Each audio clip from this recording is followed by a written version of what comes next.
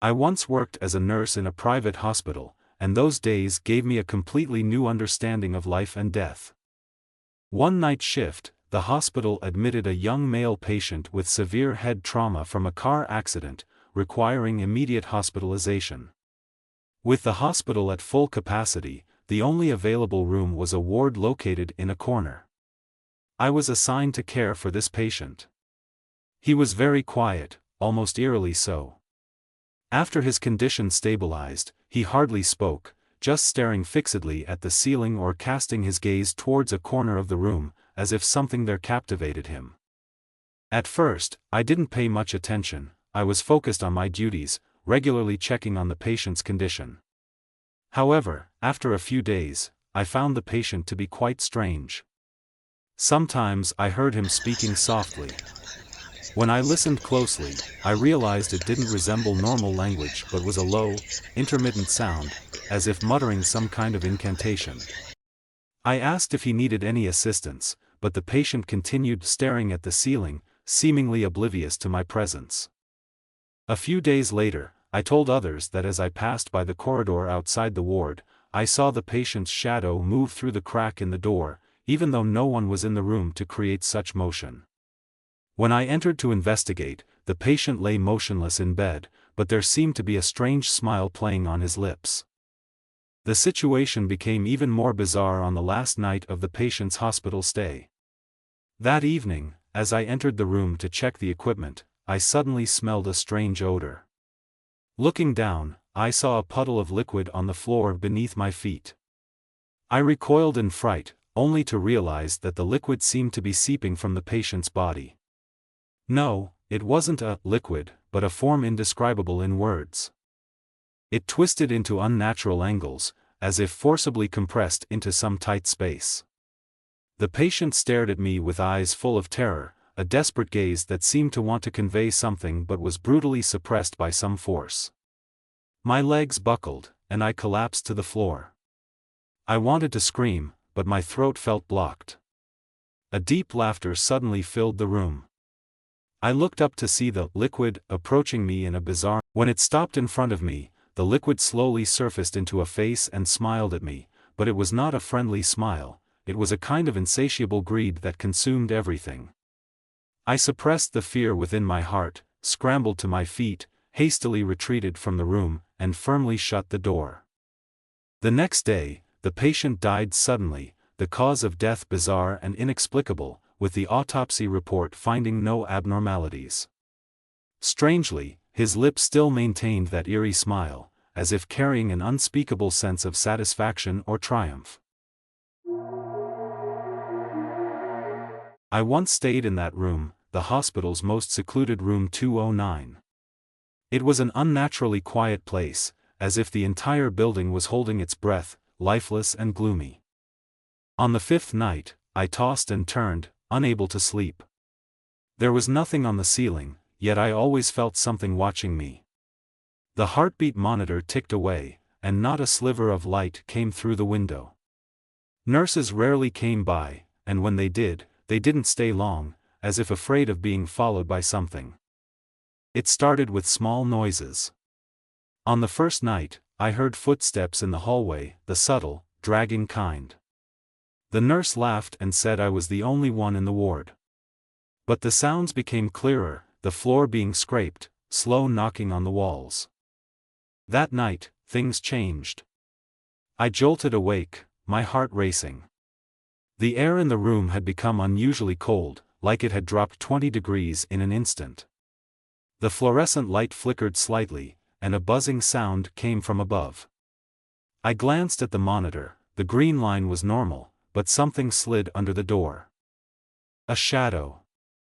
Twisted, irregular, like the silhouette reflected by broken glass, the doorknob moved, slowly turning. "Is anyone there?" My voice trembled, nearly inaudible. I pressed the call button repeatedly, but the red light didn't even flash once. The doorknob stopped, the shadow disappeared. I let out a long breath, only to hear the heartbeat monitor emit a shrill alarm. I looked up at the screen, the once pulsing green line turned black, all numbers vanished, and two words remained on the screen: I did nothing wrong. Then, the sound came. The sound of dragging oneself along the floor, slowly approaching. I turned my head, saw nothing, but heard low, wet panting. The sound stopped by my ear, and an eerie whisper came, "I did nothing wrong." I froze, slowly turning my head. A face stared at me. No, not a face, a figure in a doctor's gown, with eyes like black holes and the mouth a torn slit, like a smile, or a scream. "I did nothing wrong," it whispered, its breath smelling like burnt flesh. I screamed, struggling to roll off the bed.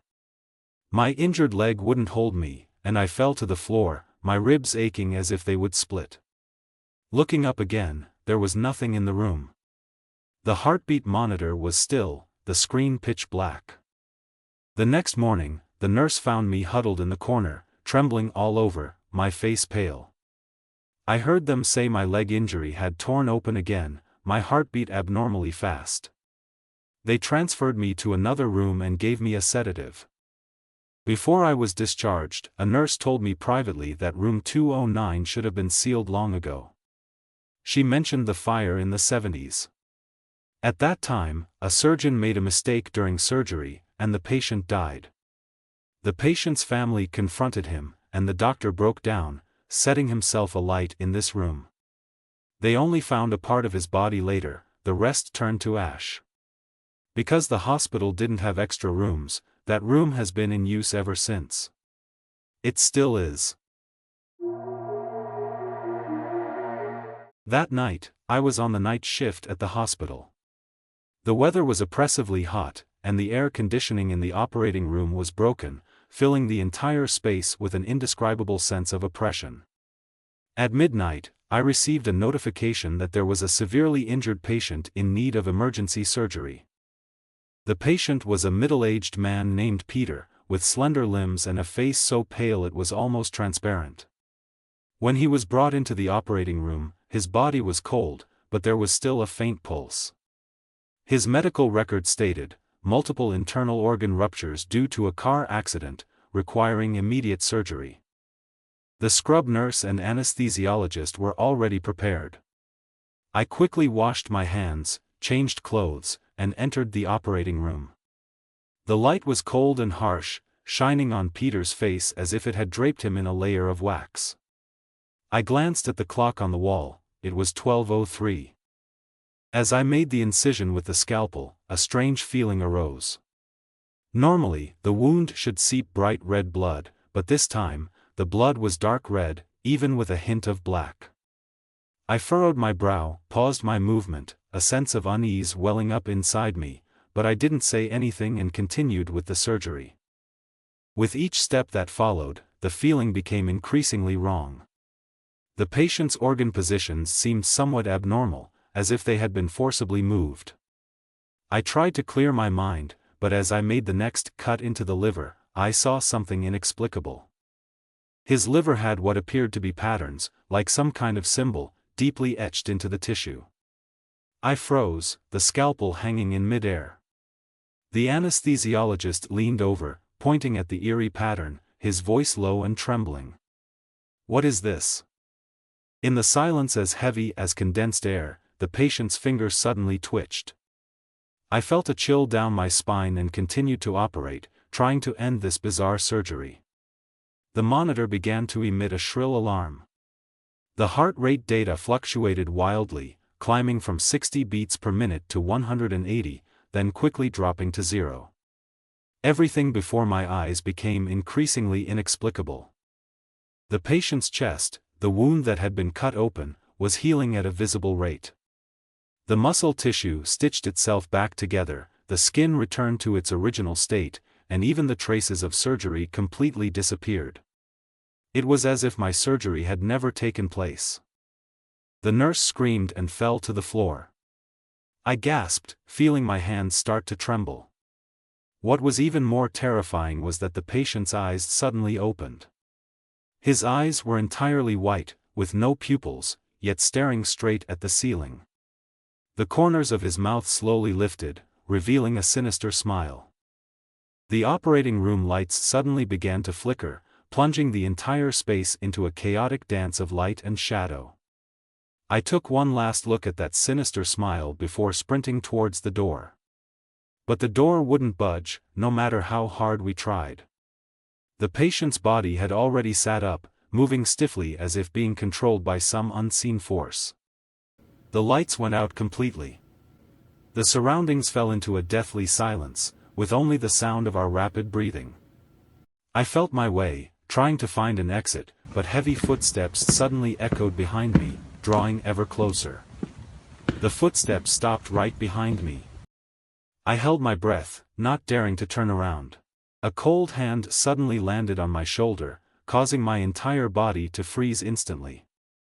The nurse screamed in terror, and I hastily turned the doorknob with force, desperately pushing the door open and rushing out. The corridor lights suddenly came on, the dazzling beams of light forcing the three of us to halt our steps, staring blankly back at the operating room, where there was no one, as quiet as if time had never moved.